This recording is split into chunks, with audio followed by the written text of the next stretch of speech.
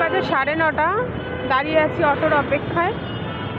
এটা আমাদের এয়ারপোর্ট থেকে বেরিয়ে রাস্তাটা, এখান দিয়ে ক্রস করে এখানে দাঁড়িয়ে আছি। জানি না কখন অটো আসবে। সিগন্যালের পর সিগন্যাল হয়েই যাচ্ছে, অটো আর আসছে না।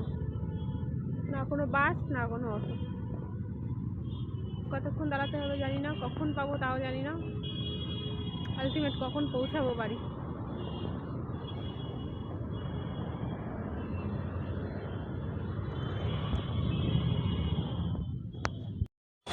আলটিমেট একটা অটো পেয়ে গেছি, তো আমি অটোতে উঠে পড়েছি।